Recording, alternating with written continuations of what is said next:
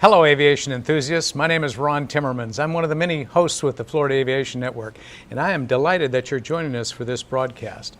We are broadcasting from a temporary studio at the Central Florida Aviation Academy in Lakeland, Florida, during the 51st Annual Sun and Fun Aerospace Expo. If you've already been to the air show here, I'm glad you were making it and joining us today. If you haven't made it there yet, I hope you'll come later in the week.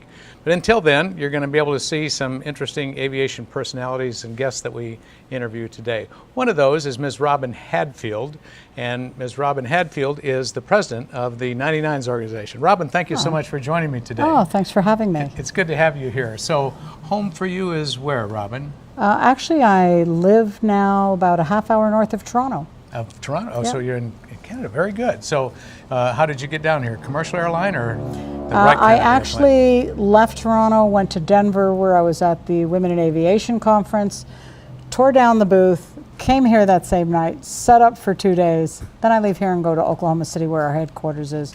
Then I go back home. Wow. Sounds like a busy schedule. It is a busy schedule. Yeah, but that's what you get when you're president of a large organization.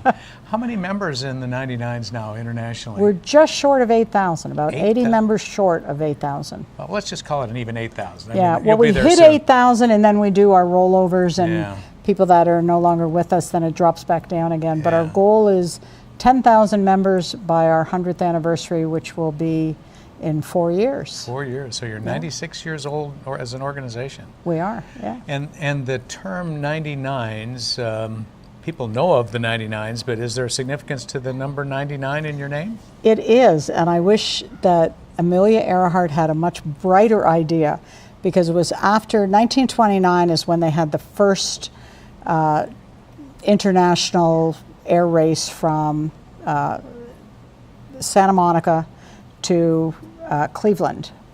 And at the end of the air race, there's intrigue that caused death. There was all kinds of stuff and sabotage on the women's airplanes. And they got together and said, we need to form an organization to support each other and keep records. And they met in Long Island on November 2nd in 1929.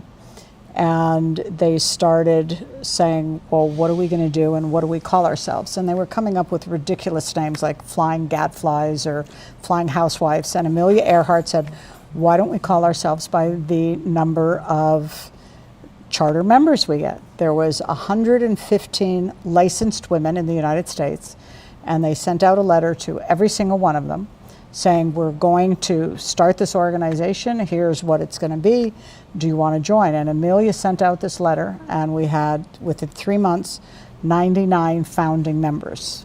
Hence the name. Hence the name. And what's interesting is last year, we had a lawyer call us and say, our client had just passed away, and he left us a bequest of $1 million. And his mother was one of those founding members, was 17 years old, our youngest member at that time. And I thought that was just so cool. That is way cool. Plus, it's great to have that kind of foundation money for scholarships and other It was, efforts. but you know what was more important to me was the fact that the lawyer was his best friend, and I said, can we go through the paperwork and find anything from his mother? And we found a lot of the papers, which is now in one of our museums. Wonderful. Yeah. Wonderful. What was her name, or don't you recall? That's okay. Okay, totally blanking on it. I don't mean to make this as a test. So, well, tell me, for those who may be watching and don't know a whole lot about the 99s, what is it that you do and what do you represent?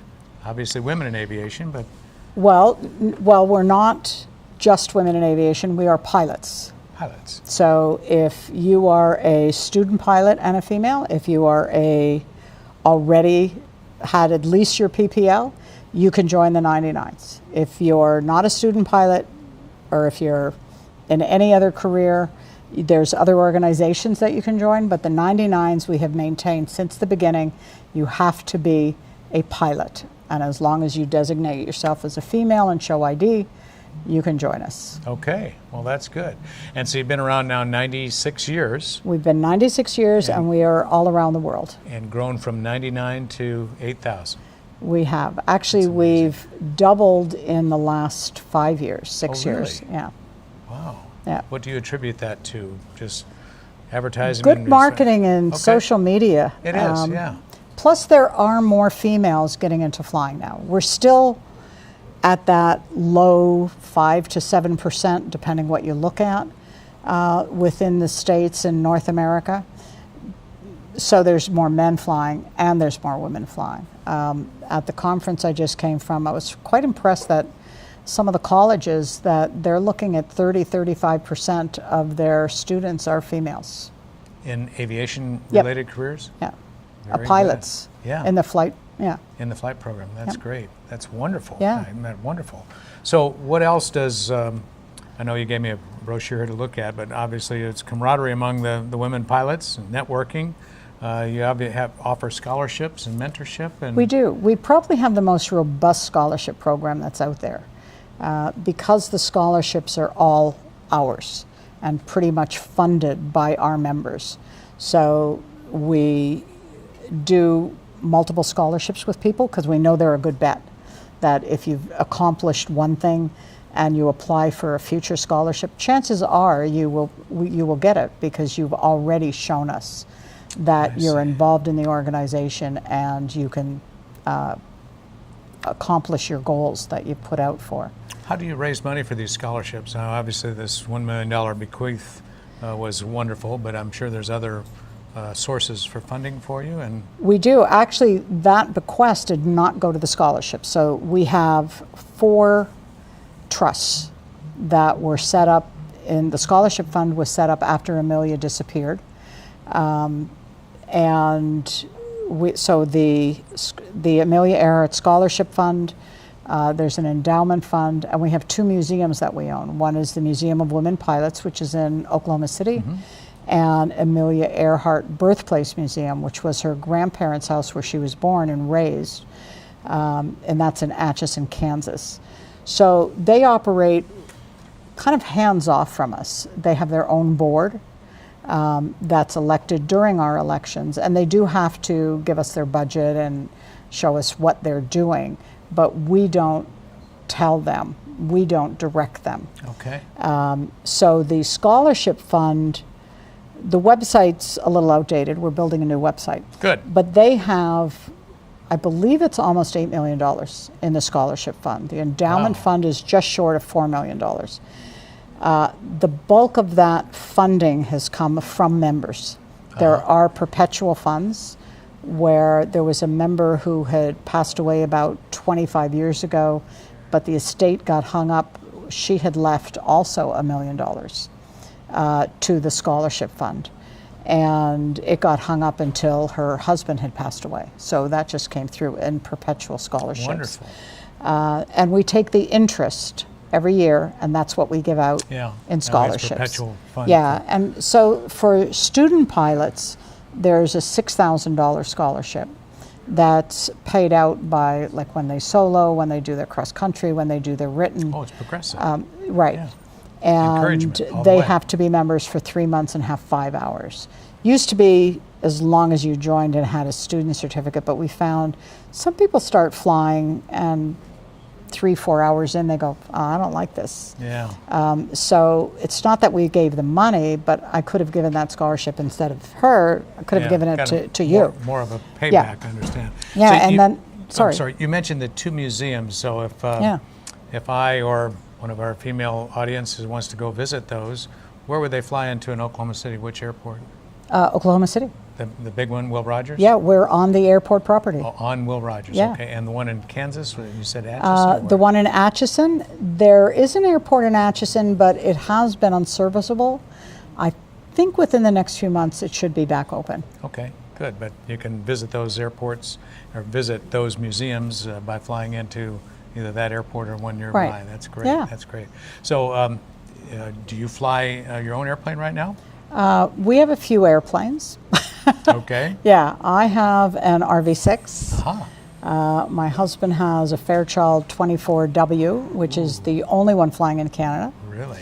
and just got a new engine on it. I believe there's only about 12 of them flying in the States.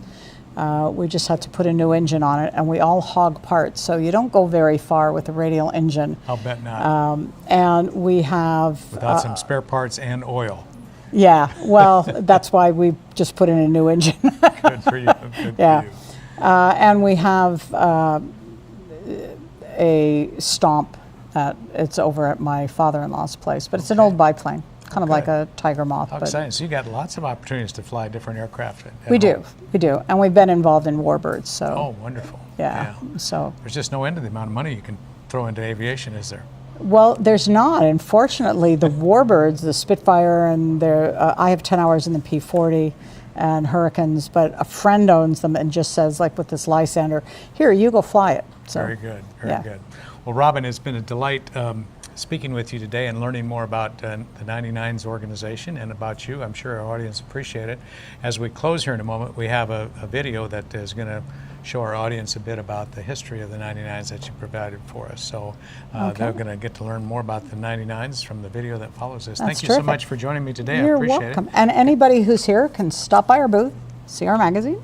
What booth are you in? And join. We're in Hangar A. Hangar A. And as soon as you walk in, right on the left-hand side, you can't miss us. We're at the end of the row. Very good. Unless you walk in the other end, then it's all the way to the end of Right. the row. Okay, got it. Okay, good. Thank you again, Robin. I'm Ron Timmermans for the Florida Aviation Network. Thank you so much for joining us for this interesting interview.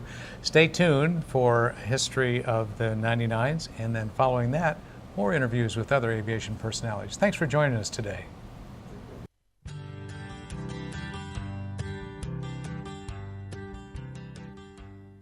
It was the early 1900s. Aviation was booming, and women joined that craze. They became wing walkers, daredevils, and stunt pilots. Others jumped from parachutes, or they hung from wheels of the aircraft. But not all women aviators were daredevils. Some made their living hopping flights. Others were flying instructors. They were breaking records. They held speed, endurance, and altitude records.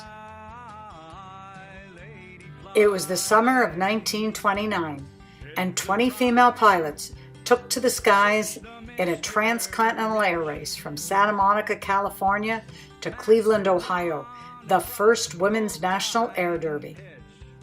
Among the women who competed were Poncho Barnes, known for smoking cigars and cursing like a sailor, Hollywood starlet Ruth Elder, and aviation icon Amelia Earhart. Over the course of 9 days, the women challenged gender stereotypes while enduring mechanical, navigational issues, and threats of sabotage. Ultimately, 14 pilots finished, successfully traversing the route in a time long before GPS and smartphones. They became legends in aviation and set an important precedent in history. And now she lines up, hear the engine roar. Following the Derby, 99 female pilots accepted an invitation to join a new organization called the 99s, which remains active to this day. Exhilaration of the 99 fire. In 1942, the U.S. dealt with a huge pilot shortage. To help fill the gap, women were trained to fly military planes, allowing men to be released for combat duty overseas. This elite group of female pilots was known as the Women Air Force Service Pilots, WASP for short. As part of this program, more than 1,100 women flew a variety of military aircraft. 1944, after the war was ended, the WASP were disbanded. Through the 50s and 60s, women continued to air race. And in 73, the airlines hired their first women pilots. 3 decades after the end of the WASP, the United States Air Force, in 1975, hired their first female pilots again.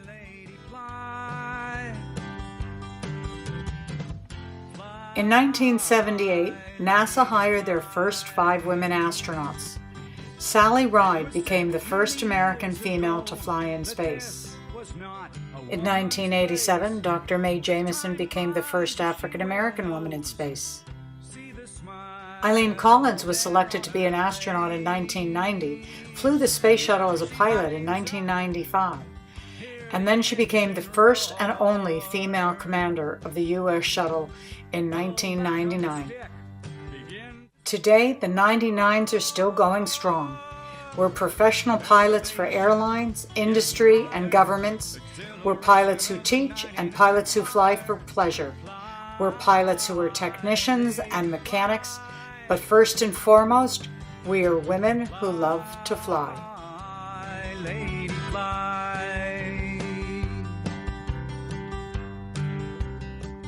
Put on the white shirt, the one with 4 gold bars, or the spacesuit, and fly this thing to Mars.